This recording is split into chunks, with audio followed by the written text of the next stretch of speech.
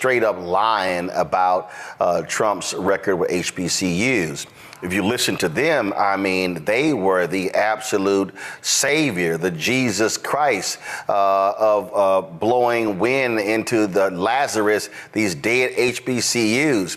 This is Trump literally lying and folks falling for it. It should be 100% of the black people should vote for Trump, because I did more for black people than any president other than Abraham Lincoln. It's true. It's true.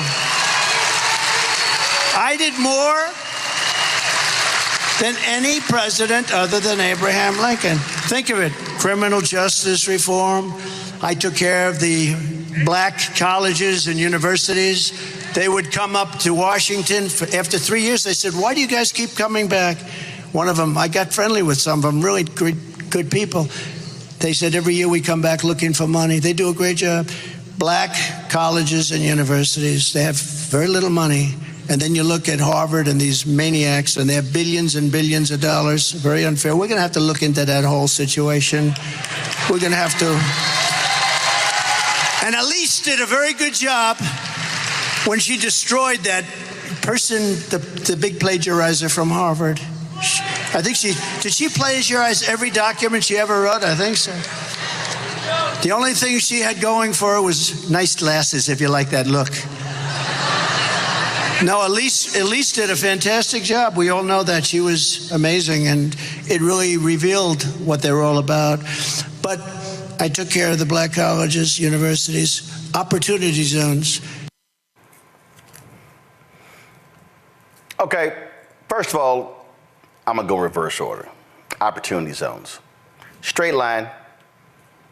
There is absolutely no data that exists that shows opportunity zones greatly benefited African Americans. In fact, one of the Baltimore pastors who stood with Donald Trump when it was announced came on this show 6 months later and blasted them, saying it hasn't been working. Now, Senator Tim Scott, he's been running around touting opportunity zones as well. No data, no numbers, no economic numbers, no jobs, no nothing, just them saying, oh, we did a great job.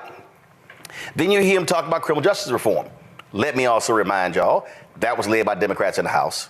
They control the House. When it went to the Senate, it was Democrats, Dick Durbin, Kamala Harris, Senators Dick Durbin, Kamala Harris, Cory Booker, and Republican Chuck Grassley, who chaired the Senate Judiciary Committee, who said, this bill ain't good enough. Then the bill got toughened. Then it went to Trump's desk for signature.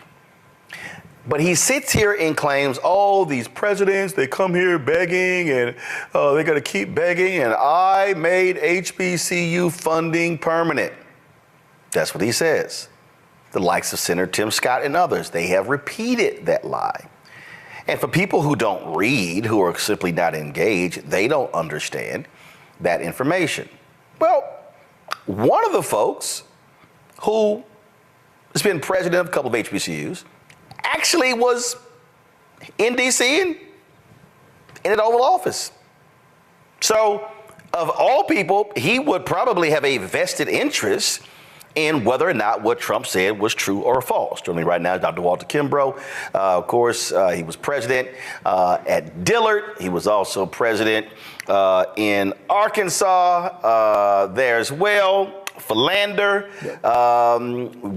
you've done work at Morehouse, did I miss any other HBCUs? Albany State. Albany State. All right, so let's just say you got your HBCU credentials. Yep. All right, and you have been tweeting this stuff, you've been reporting this stuff, and it grates on you every time you hear this man say what he says about HBCUs. Yep.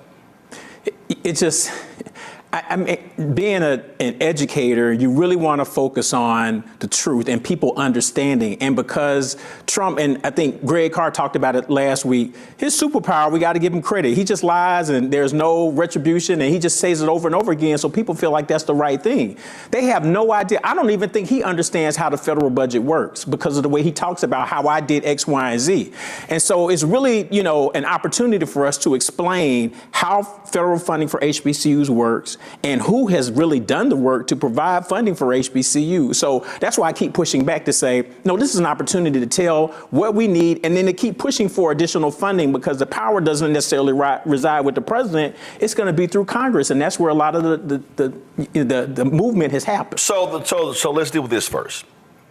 They keep saying, oh, that was this program. And it's like, no, we guaranteed funding. And when people hear that, they think, oh, there are billions of dollars that are now guaranteed for HBCUs because the benevolent benefactor, Daddy Trump, actually made it possible.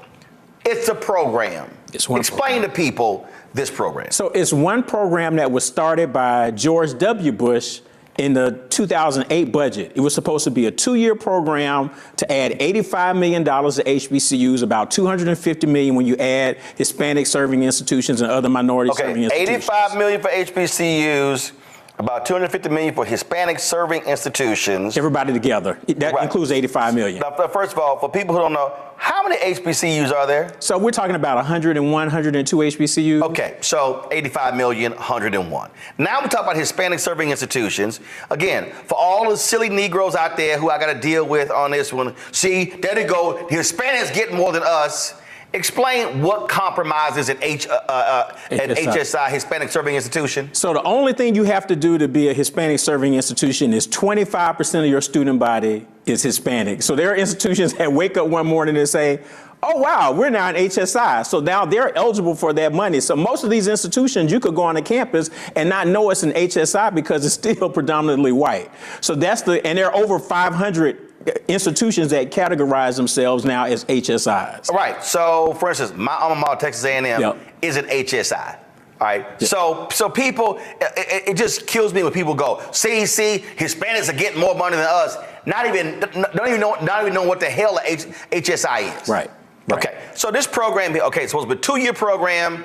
Okay, under Bush, then what happened? Right, so it was going to sunset. When Obama came in, he zeroed it out the budget. Everybody raised hell. President Obama cut the budget. So he was like, oh man, I'm taking an L on this. So let me come out with a new program under this bill called SAFRA. We're gonna take that 85 and the whole 255 million and make it a 10-year program. Got it. So when you hear Trump talking about a 10-year program, he got that from Obama. Okay. Obama did it first. He said, okay, I'm gonna get y'all because y'all got me on this. So it's gonna be a 10-year program. So it came to the end of the 10 years. Trump did the same thing and zeroed it out. He had no interest in trying to do anything different with it. Alma Adams came in and said, nope, we're gonna bring this program back. And so she worked with, members of Congress, and I think as a part of the negotiations, I think Lamar Alexander to try to get his first in the House, you had Representative Alma Adams, Representative Bobby Scott, CBC, and others. It passes the House. Right. Then it goes to the Senate.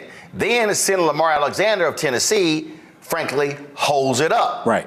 And all of a sudden they begin to negotiate, and so they're weighing in on the White House as well. So then the White House is like, "Yo, Lamar, what the hell are you doing?" Right.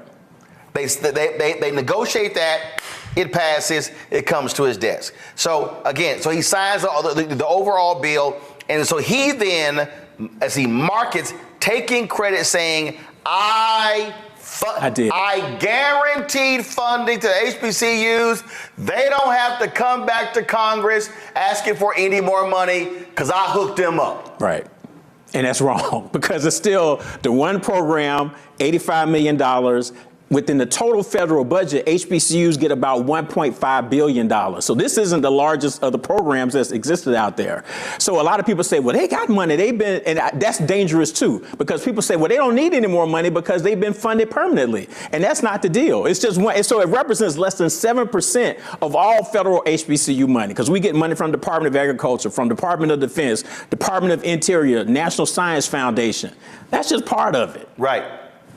So that's why you have to push back to let people know that was only part of it. And so he does it. Another thing I tell people, Trump never mentions this funding until after it was signed. I always dare people, find where he made a statement about it to say, we're going to do this. Obama said something about the 10 years before it was passed. Trump never mentioned it. I don't think he knew, honestly. No, he didn't I don't think he knew. Hell no, he didn't know. Yeah, he didn't know. In the end, he was like, oh, this can be one of my 4 black talking points. Low unemployment, like you said, opportunity zones, criminal justice, and HBCUs. Those are his 4 points. And if you listen, he says those 4 every time, no explanation. Right. That's it. And there's never a dollar figure attached. No. Same with Senator Tim Scott. Senator Tim Scott has gone on Fox News. He's gone on CBS numerous times touting, how great, benevolent benefactor Daddy Trump has been to black people in HBCUs. Right. That's part of the problem that and what I try to tell people too, because people will say, well, do HBCUs get more money after Trump becomes president overall in the budget? The answer is yes. There's been more money because the federal budget in his 4 years increased by 70%. He blew the budget out of the water. During Obama's time, his 8 years only increased 14%. So far in Biden's, it's about 7%. So he spent the most money because he wanted to put all the money in the military. Right. And that was a part of the challenge. But the HBCU money didn't grow. And I always tell people, don't just look at the end product because the president presents what's called a skinny budget in February or March. Congress then appropriates the money. Right. Some people say the president proposes, Congress disposes. So I always say, go back and look at what he asked for. And if you look over his 4 years, Trump asked for a negative $117 million for HBCUs. Whoa. He proposed $117 million worth of cuts in 4 years. That's the number. That's the number. You never want it. They never talk about it. They will never talk about. They'll look at the end and say, well, HBCU, their budget went up over $100 million. It did because members of Congress said, nope, we're not paying attention to you. We're going to add more money. In his, I think, one of his statements about what Trump did for HBCUs, they'll say he increased HBCU budget by 14%. That was that first year. He didn't do that. That was Doug Jones and Kamala Harris, because they wrote a letter to their colleagues. They had 12 colleagues sign on and say, y'all gonna spend all this money on defense?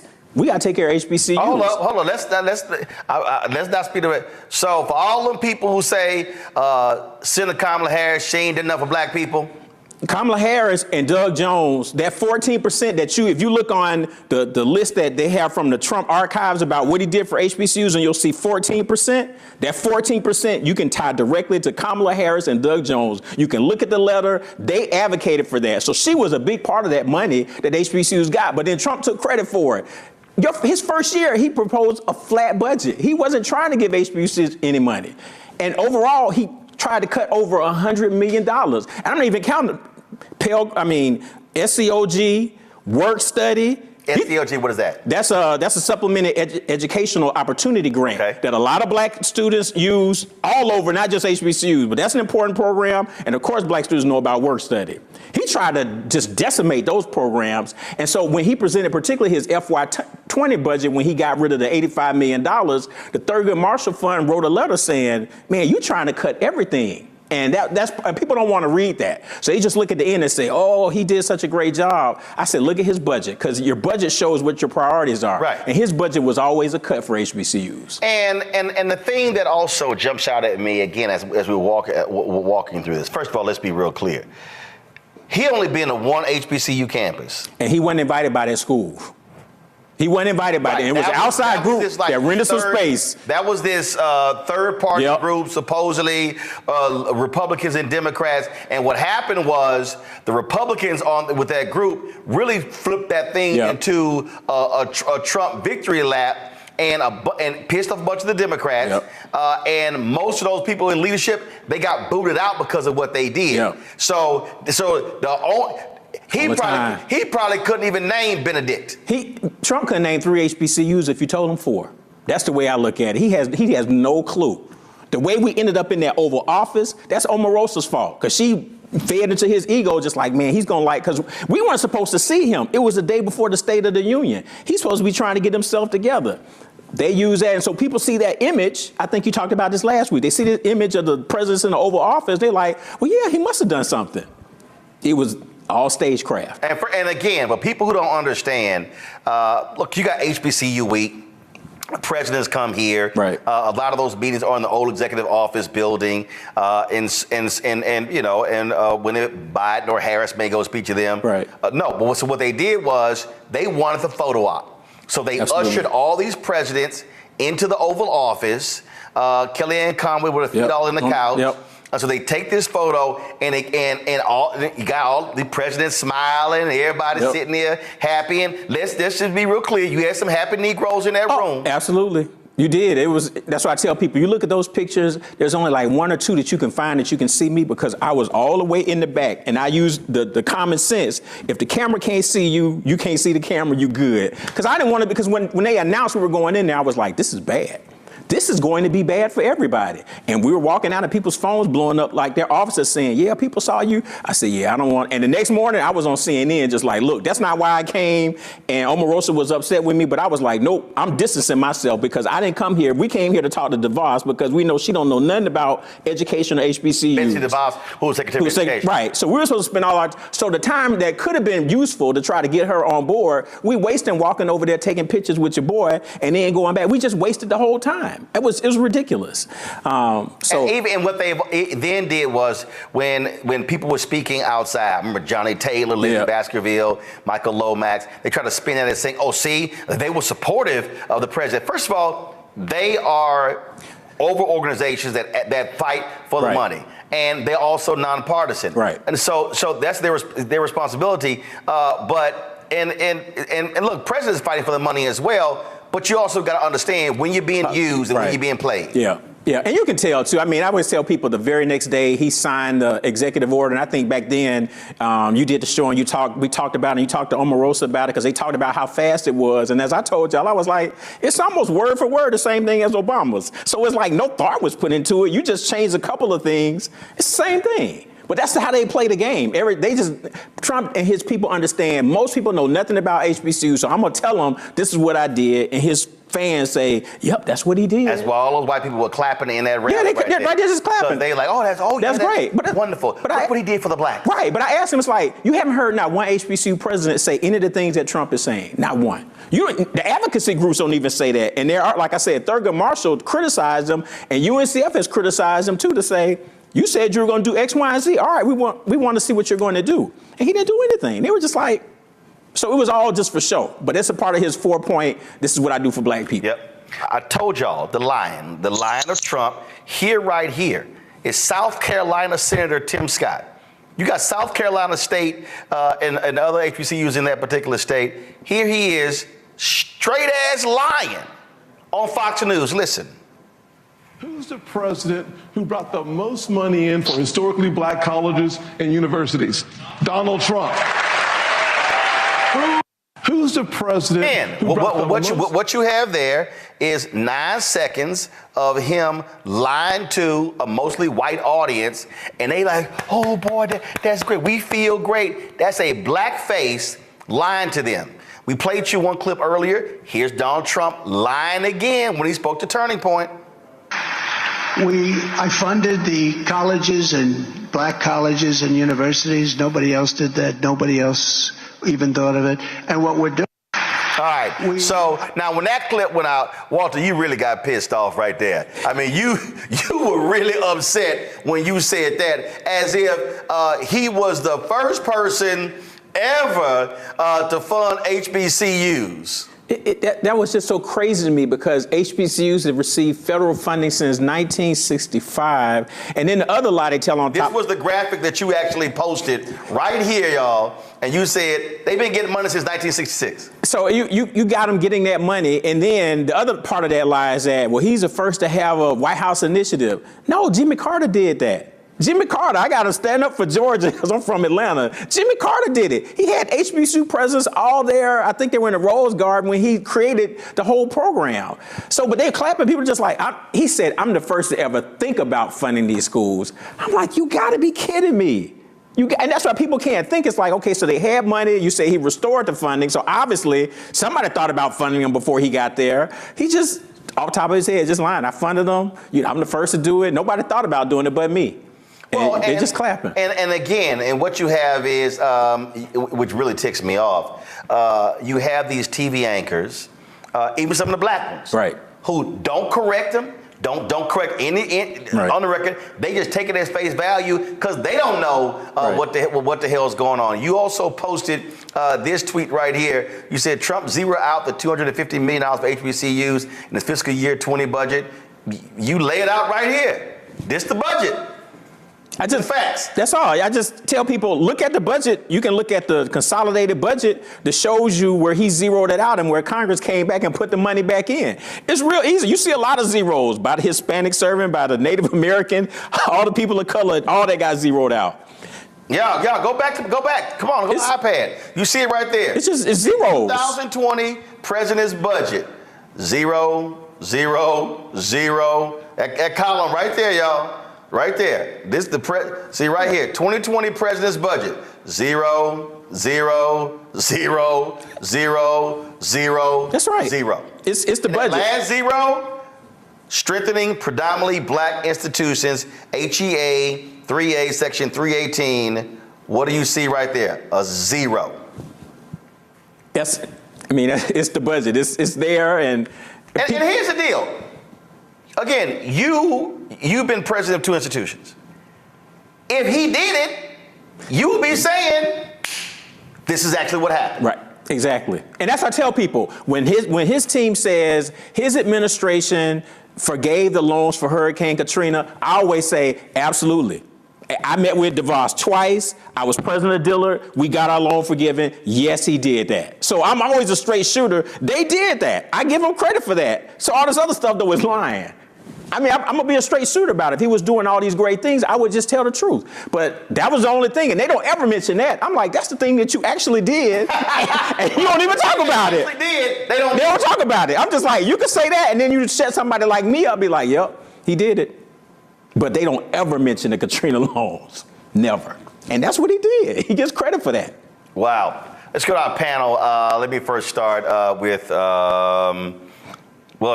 start with the Tuskegee graduate. Let's go ahead and start with Randy. Randy, go ahead. I appreciate the work that you've done and showing the real facts. But the problem is that it's a kind of like the world. People will hear the lies that Trump is saying and embrace them. And that's what concerns me. Like, how do we get this truth out, this work that you laid out for us? Yeah, that's, one of the things that, Greg Carr talked about it last week. We've got to continue to keep talking about the facts. I think that's very important. And we just do it over and over again because people, they aren't understanding it. And we have to hit it from multiple levels to keep doing things like that. Right, exactly. Because that's all he's doing. He's saying the same thing over and over again. So I'm going to keep saying the same thing over again. And there are going to be some people that drank the Kool-Aid, and no matter what Trump says, they're going to do it. But I've even found on social media, there are folks where I can show that table and show them the zeros. And I've had people say, oh, I guess I've been misinformed. So it's probably half and half. There are going to be some that are just idiots, and they're not going to do anything differently. But there are some people who are just like, yeah, I think I better leave this one alone because I really don't know what I'm talking about. So we have to be, like I said, people say he's not message disciplined, but on black people, he has those 4 points. And he mentions them all over again. He can't tell you anything about an opportunity zone. I haven't met anybody who's benefited from an opportunity zone, but he's going to keep saying it. First of all, you can't even find any data. Nope. But before Trump got ousted, I literally reached out to the White House and I said, matter of fact, let me find the email. Because I sent them the email and I said, can y'all provide for me? And again, if they did it, I would have said it. Yep. I said, can y'all provide for me any information, any data regarding opportunity zones? And nobody ever got back with me. Yep. No, and I've looked for things. There's some research that's been done, but it talks about, are they opportunity zones or gentrification zones? And that's the concern, that they're going to go in some of these communities and build them up, and then black folks won't be able to work there or live there. And that's what's going to happen. So I'm ready to see the research on opportunity zones, because some of the things I've seen so far are pretty negative. But he just keeps saying that. People just like, oh, and when you watch him on social media, they'll just say opportunity zones, criminal justice reform, funded HBCU. They have no idea what any of that means. And in fact, if you want to understand the lies and how the lies are told, this here is a piece that was done in the Hill newspaper. Look at the date. April 28, 2020. While Congress awards Harvard million, Trump moves to bolster historically black colleges. And so he sits there and he's all smiling, signing the executive order. And in this particular piece here, it's talking about exactly, and so this guy's writing all these different things, and, what's going on and what they're doing. And what you have here, again, blackface Negro, Richard Johnson, director of the Texas Public Policy Foundation's Booker T. Washington Initiative. Okay, I ain't never heard of him. I don't even know who he is. But again, I want y'all to see this article. So he goes in the article and then talked about the CARES Act, what that included for HBCUs. He graduated in Wiley College. I never forget, blah, blah, blah. Okay. Bessie DeVos, to her credit, I want y'all to understand the lies. He writes, as Newsweek reported, U.S. Education Secretary Bessie DeVos expressed concern that stimulus funds were going to schools with large endowments, and she asked schools that didn't need the money to send it along to schools that did. First of all, ain't no school with a big ass endowment just gonna send the money to some other small school. Stop it. Secretary DeVos gets it, and it is to her credit that she has taken this strong stand on behalf of our HBCUs. They didn't send no damn money to them smaller schools by saying, I know our endowment is $50 billion. Right. We'll go ahead and send y'all this money. And then he goes in here, as mentioned, what drove horrors about faced with President Trump's comments at a press conference, blah, blah, blah, blah. Thus, there is reason for optimism that our valued HBCUs will continue to have the resources they need to support the invaluable national service they provide. There's nothing in this whole article that is a substantive fact, a number or whatever, but the headline is all they wanted. Yep. Trump moves to bolster historically black colleges. This is propaganda. Yep, and it's a straight lie because, like I said, I looked at his budgets for those three largest Department of Education programs. He proposed over $100 million in cuts. Carol, do this here. I want you to find this dude, this Richard Johnson. Book his ass on the show. I want him to come on the show and defend this article 4 years later. That's crazy. Mustafa? Yeah, well, Doc, thank you for all the work that you have done and continue to do. I think it's interesting that we continue to have this conversation about Donald Trump when we know when he was in office, he lied over 30,000 times. So if somebody lies to you 30,000 times in a 4-year period, I'm not sure how you trust them. My question to you is, we have the Biden administration now. I think the last number I saw was about $15 billion in various programs that are supposed to be going to HBCUs. We have this conversation about Donald Trump and the zeroing out of budgets. Could you share for folks sort of a side-by-side with the two different candidates who are probably going to end up being, one of them will be the next president.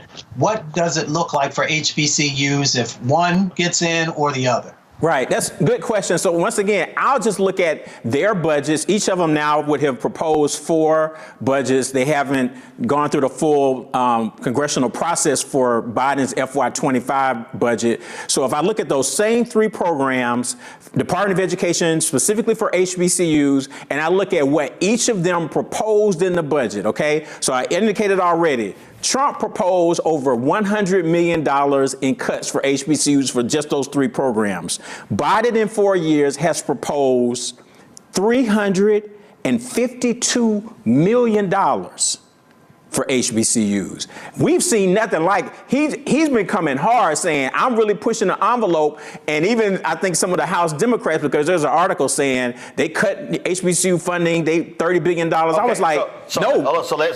He was trying to get new money. Right. He was pushing for that. First of all, let me deal with that, because again, this is what happens when lies are told.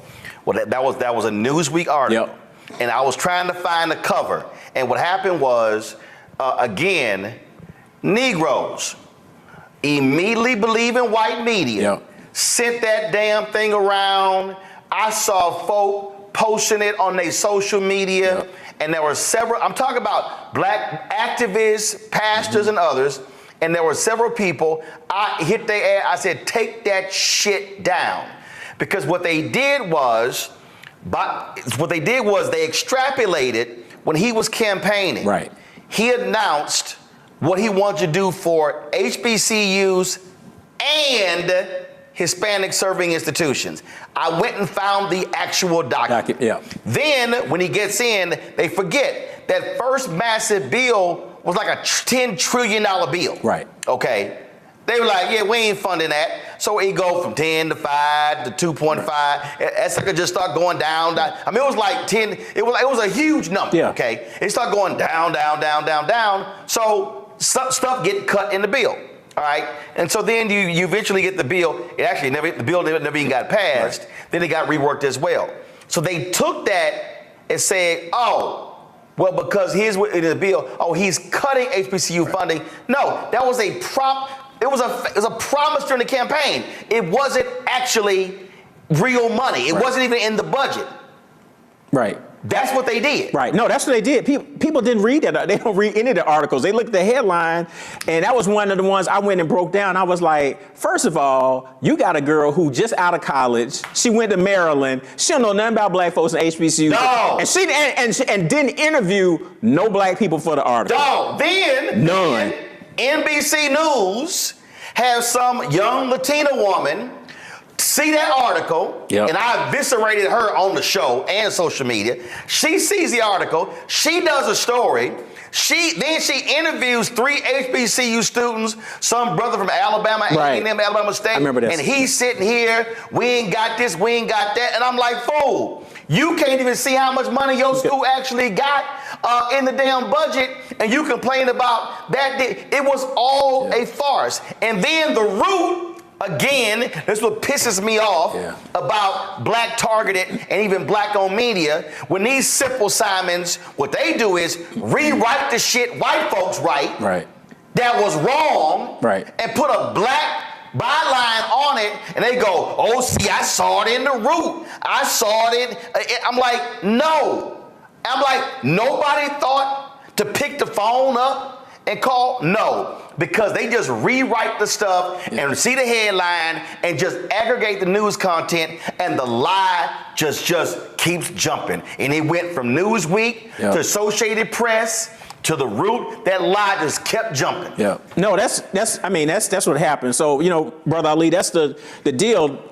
If you put them side by side, Biden has gone hard. He's been pushing Congress. I think people say, well, you didn't keep a promise. He's asked for more money than anybody. And if I started adding it up, he probably asked for more money in his first term than most presidents asked completely in their entirety of their time being president. So he's made the effort. So when they put this out again and again, I ain't got a problem saying it.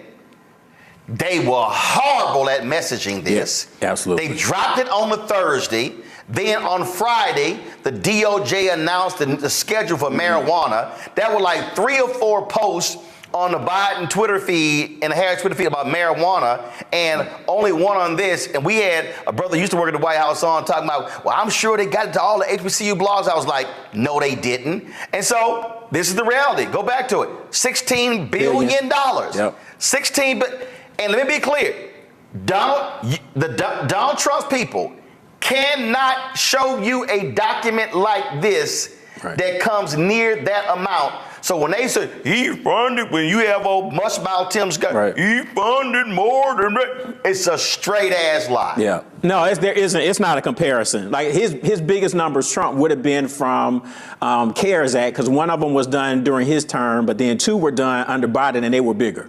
So that's going to be his biggest thing. But once again, he tried to cut. I just keep reminding people, look at all of his budgets, and you look at all those zeros, and you'll see that's the real deal. Hold up, but before I go to, and again, the reason we're doing this segment, y'all, is because I want y'all to share this. I want you to spread it around. I want you to post it. And so we're showing you actual documents.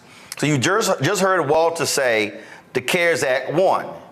This is the spreadsheet that was sent to me from Congressman Jim Clyburn that came from the Department of Education.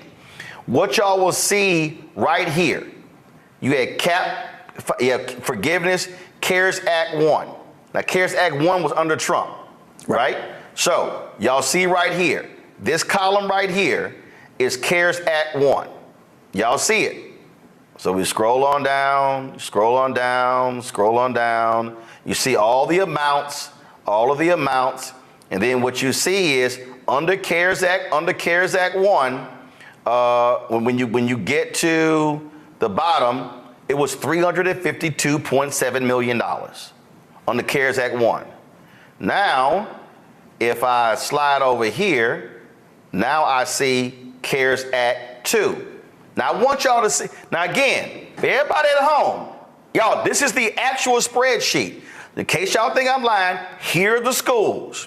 Starting with Alabama A&M, going all the way down to all these schools. Then you got Dillard right there, Walter was there, keep going, all the HBCUs, these are all the schools, y'all. You see, there's right there, there's Randall, Tuskegee, there's Texas Southern University, go all the way down, and the bottom, Xavier, you see, source, Department of Education. Now let me go back on up here for the folk out there who can't keep up, okay? Right here, CARES Act 1, side by side, CARES Act 2. So CARES Act 1, Walter, was Trump. CARES Act 2 was Biden. Right. Right? Yep. I want y'all to see the numbers right here. Based upon right now, y'all, for every school under the CARES Act, this is a side-by-side comparison. Left, CARES Act 1, Trump. CARES Act 2, Biden-Harris. Trump, Pence, Biden-Harris. So far, I don't see a single category where HBCUs got more money, these specific HBCUs got more money under Trump than they did under Biden. And y'all, this is a side by side. You see 13 million for this school under Trump, 26 million for this school under Biden. And Roland, real quick, the difference between Trump and Biden, you look and see funding pot for Trump for all institutions. This is the money so it's more money, and it's just for HBCUs and MSIs. So on the CARES Act, that first one is everybody all in there. So our amount that that's what we got out of that. That was out of the broader pot. So now they pull that pot out a little bit, and you can see the money. So the difference really stands out because they're letting you know this is exactly what we did for your institutions. It's much more money, but they're making that highlight, which is good in that document, to say we separate this out to show you this is what we did specifically. So right here, 352.7 million under Trump, 575.5 million under Biden. So even if you just take that category, Tim Scott and Donald Trump are lying. Right. And then when you go over to the final number, right here, $6.56 billion solely in these programs.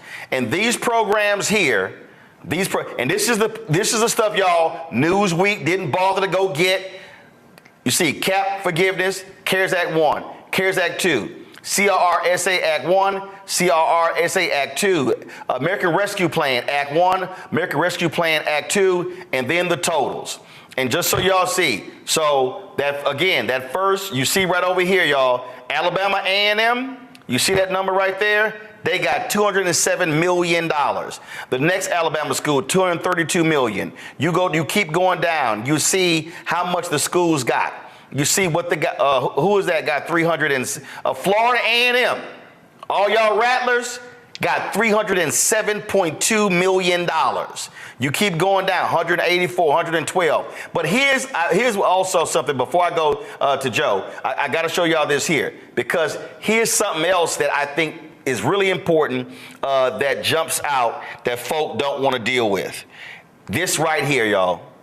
In this graphic right here, they show state appropriations. So go to my iPad.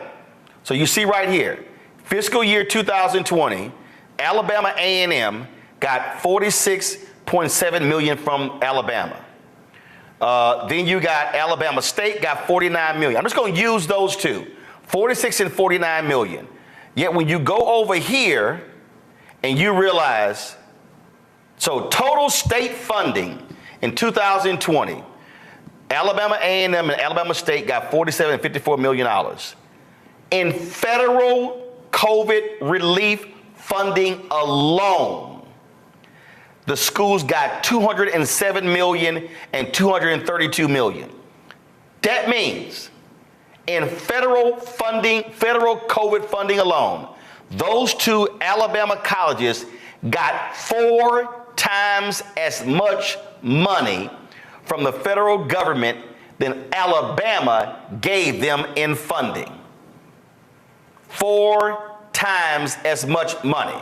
So when you sit, and so we just go down over here. So you take Florida A&M. Florida gave them $136.9 million in funding. Federal COVID money, $307.2 million. That's more than double the state gave them. So for all y'all folks sitting at home, right here shows you the difference between a Trump budget and a Biden budget. This ain't caping, this ain't plantation, this ain't butter and biscuits, all the bullshit terms y'all use. This is hardcore data that shows you apples to apples, oranges to oranges, for some of y'all chitlins to chitlins. So you now understand what the numbers look like when we talk about what a Trump administration looks like and what a Biden administration looks like is right here in the data. Joe. Hello, Dr. Kimbrough. Thanks for all the work that you're doing. Kind of piggybacking on the other questions, I'd be interested in your thoughts related to strategy should, God forbid, Trump wins, and or regardless of who wins, there's more of a pushback or a pull away as it pertains to funding for Black institutions, because that's theoretically a possibility. And then a question that's maybe not so connected, but it's something that I wonder about quite a bit. The whole idea of philanthropy giving by alums of predominantly Black institutions, of HBCUs. How do we improve that? I mean, often they don't have the endowments that PWIs do. And, you know, there are some economic realities related to that. You first generation, you come from more modest means, you won't have as much money to give. But how do we create and continue to bring along and reinforce that culture to be a part of it? I mean, they'll never do without federal funding, nor should they, because the federal government ought to be helping to secure futures of colleges, et cetera. They should be part of that because it is our tax dollars. But how do you bring that along? I'd be interested in your thoughts, having been at a couple of HBCUs. You answer that question. I want us to also remember this here, and that is Secretary Cardona and Secretary Vilsack, Education as well as Agriculture, they sent letters to 16 states based upon research that was done by another group that shows that that land grant HBCUs, Florida A&M, Prairie View A&M, North Carolina A&T, and others, were cheated out of $12 billion in funding. Go to my iPad. These 16 governors received letters. Alabama, Arkansas, Florida, Georgia, Kentucky, Louisiana, Maryland, Mississippi, Missouri, North Carolina, Oklahoma, South Carolina, Tennessee, Texas, Virginia, West Virginia. There are HBCU land grant institutions in 18 states, Delaware and Ohio, have equitably funded their respective universities. Okay? Based upon the research, that these schools, now mind you, this is only for a certain period. Yeah. We're not talking, 12 billion historically. No, this is only for 1987. Yeah, from 1987 to present day? Yeah, I can't think exactly when they stopped it, but maybe like almost 30 years. So for about 30-year period, HBCUs cheated out of $12 billion. So when they talk about buildings and things along those lines. Absolutely. Well, hell, when you've been cheated out of $12 billion, you can't build shit. Right. And so part of our deal needs to be black-owned media, but also alumni and just black folks in general, saying to Georgia, you sitting on billions of dollars surplus, when are you going to give Fort Valley State their $1.2 billion? And going down the line. Mm-hmm. This is just land grant money. Right. This is not states underfunding them. This is money that the federal government sent to the states that they diverted away from the HBCUs to the white schools. Yeah. Yeah, and I think part of the credit they should get, even as this administration, is to just put it out there. They saw it and said, look, y'all need to be held accountable. Now, of course, most of these Southern governors are pushing back. Well, we can do, but I give them some credit for even making this a part of our consciousness to say, we need to keep pushing for this. So I think that's important. Joe, to your points real quick, historically, HBCUs have done well despite who was in the White House. I don't probably agree with Rand Paul a lot, but I do agree with him when he said, when Democrats are in control, Republicans are conservatives. But when Republicans are in control, there are no conservatives. So that's why, Trump tried to cut the budget, but HBCUs ended up getting over $100 million more when he was president, because everybody realized this dude just going to spend, so we about to get some for our school. So we just take advantage of it. So there has always been good bipartisan support. Probably HBCUs get more bipartisan support than most things do. So I'm not as concerned about that. If they do some things with Department of Ed, that can make things tricky, because I'm more concerned about what they do with, work study and grant programs. So that would be detrimental. So I have a concern about that. And again, hold on, sit right there. But people don't understand the reason that's detrimental, because when you talk about most of your HBCUs, they are surviving on the students' financial aid. Yep. So when we talk about HBCU funding, research dollars and grants, that's one thing. When we talk about cuts to Pell Grants, that's a cut to HBCUs. Yep. When you talk about cuts to other loan programs, that's a cut to HBCUs. Right. And so when we talk about the impact on cuts, education cuts, they hurt HBCUs disproportionately, because you've got some schools, 90+% of the entire school's operating budget is solely based upon student tuition. That's why when the Obama administration totally screwed up with the Parent Plus loan, when they announced it, that was devastating to HBCUs, because that dropped in like August, and you saw 25, 30, 40% of students not showing up, and that was massive holes in budgets. Yeah, no, people struggle with that. They rolled it out in a bad way. So I found out Norman Francis called me. He was like, "Are you looking at your enrollment?" That's how I found out, because he called me. So that was part of the challenge. But you're right. And once again, I tell people, go look at the budgets. Go look at, Trump did work with the institutions to bring back year-round Pell Grant. Go back and look and see what he proposed for Pell Grants. We don't talk about that. And HBCUs are 2/3 Pell Grants for all HBCU students. Nationally, all college students about 35% Pell Grants. So we're double. So if House Republicans are out here talking about we need to slash Pell Grants, that means they are actually trying to gut HBCUs. Yep, that's us. So we have to protect that. So which so far Congress has done a good job. Even when Trump was president, tried to cut it, they were able to support it. John, your other point in terms of giving. The Pew Research data says that still African Americans are the most generous people in the United States. And I think sometimes people lament to say, well, why is the percentage of HBCU giving so low? And I think about it differently, because a lot of, black folks who they're active, with their institution, they're very active in church too. So they give in the church first. I'm a preacher's kid. Right. So that's part of it. So it's not that they aren't giving. So I think we have to continue to get them to try to figure out, how do we support both? Mark Morial talks about a civic tithe, where you tithe to church and you tithe to community organizations. So that's part of it. And then we got to get more of our churches to do some things like Alfred Street does in Virginia, where, they do big HBCU weekend. They do a college fair. They have a HBCU president come speak. They give them, I spoke during COVID, $50,000 for Dillard that was unrestricted. We need everybody doing those kinds of things because black folks are giving, and it might not just be directly to the institution. Some of that is going to churches. So we've got to partner a little bit better. And I know UNCF was trying to do a big faith-based initiative to try to do some of that. So, but we still can do a better job in terms of improving those rates. When I was at Dillard, our alumni giving rate was only 4%, but right before COVID, we got to 23%. So there is some margins that we can move that to, but we've got to have other partnerships. But also, I want us to also recognize that when we are fighting, when you're fighting on behalf of the Fearless Fund, when you're fighting with the stuff that Randy is doing in terms of battling these companies with DEI, black giving is directly impacted by black earning.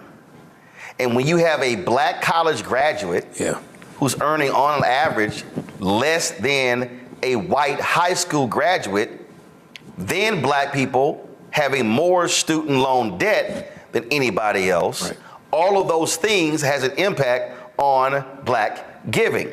The fact of the matter is this here: if black people are able to make more money, then we are able to give. And this is where, right here, where I talk about Project 2025. For anybody who's black understanding, they want to go after, in a huge way, federal bureaucracy. Black people over-index in government jobs. That's where you see more black people making high 5- and 6-figure salaries. So when they start yelling government cuts, that means government jobs. That means disproportionately black people. So that means it's gonna be less giving. So we have to understand, and I'm all, look, of all HBCUs, I've been to 58 of them. And I've done 19 commencements, I think I did 19 commencements, 19 or 20. And I'm always talking about how we have to give. And my point is this here: if it's going from 4 to 23%, I'm saying I don't care if you can only send $5. Send it. Send it, There's no excuse. So a HBCU should have 100% giving, because even if you just send in $1, you sending $1 is better than you sending nothing. But we also have to understand the battle is to be fighting for higher wages, $15 an hour, all of those things, because that also directly impacts our ability to be able to give to our institutions. And even if we didn't attend one, it allows for us to be able to also be able to write those checks and be philanthropic for that. I'll say this: I believe, Walter, final point here is, and I understand the role that they play. I understand it's very delicate. But this is also where, as far as I'm concerned, UNCF, Thurgood Marshall, NAFIO, and any organization out there that is as an advocate for HBCUs should be putting out their own fact sheets. And again, this is not them taking sides. But they should say, this is what we got under Obama. This is what Trump was proposing and what we got. And this is what we got under Biden Harris. So the broader HBCU community has the facts coming from those organizations. That also has to happen. Yeah, no, I agree. And then you can use those numbers, like particularly with what Biden has proposed, you can start to use that as your new floor and build off of that. So you can see how things have done differently to say, but this is what we got before. And now to this guy's coming in and proposed a lot of things. So we can build on that. So I agree. It doesn't, like you said, it's just presenting the facts to say this is so people understand how funding works. That's important for them to know. And then to advocate to say, no matter who's elected, locally, federally, we need to make sure that they take our interests as a part of their job. So, but they need the facts. So I agree. Absolutely. Dr. Walter Kimball, Frat, I appreciate it, man. Thanks a lot. Anytime. Thank you. All right, folks. Listen, we are out of time. I was going to, of course, show you the video from Warwick Dunn's golf tournament. I will do that tomorrow. I also deal with Caitlin Clark tomorrow as well. So, but I just thought this subject was really critically important. And we're going to be doing more of this because here's the piece. I don't have time for a lot of the BS that I see happening out here. I'm seeing a bunch of crap on social media, on Instagram, on TikTok, all those other different places where you have no data, no information, but you got emotion. And we're all about showing you exactly, here are the facts. Now, when you have these fools out there who like, oh man, you caping for so-and-so or whatever, I don't give a damn what y'all say, but the facts are the facts. And the reality is, we are going to advocate for black people. We're going to advocate for policies that have a positive impact on black people. Now, if most of those policies are lining up with Biden-Harris, so be it. The Republicans have all the opportunity in the world to do right.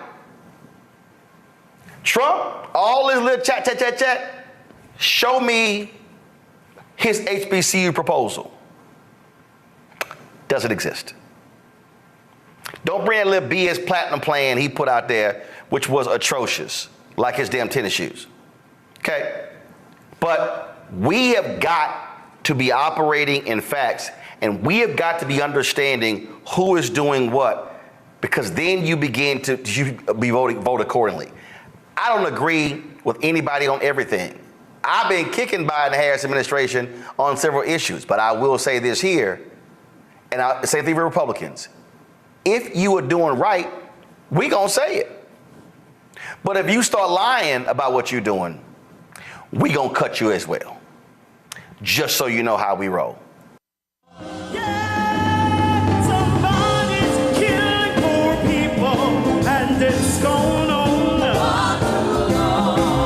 When COVID happened, poor people were dying at a rate already of 800 people a day.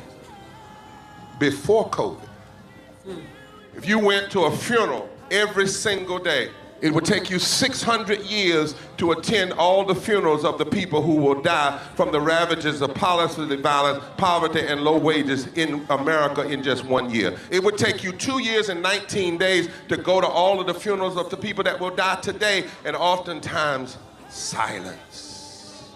Nobody talks about this political genocide, but we are determined today to remember their death and be a resurrection of voting power and voice power like never before.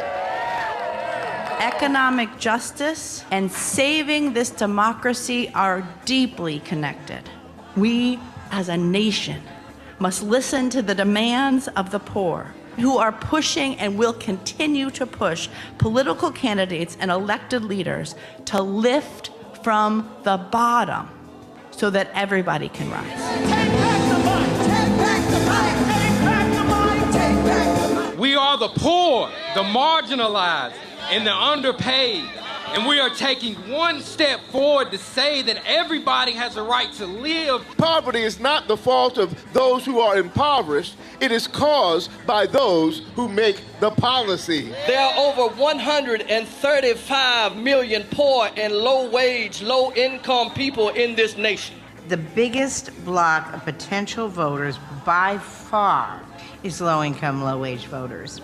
I can't afford medicine. Sometimes I have to skip because of the cost. The farm worker community is tired of the violence imposed upon us by greed, exclusion, and denial of basic human rights. Those folk that represented by that casket, poor and low-wage workers who are the most moral people in this country because they go to work every day believing, even though going to work is hazardous to their health.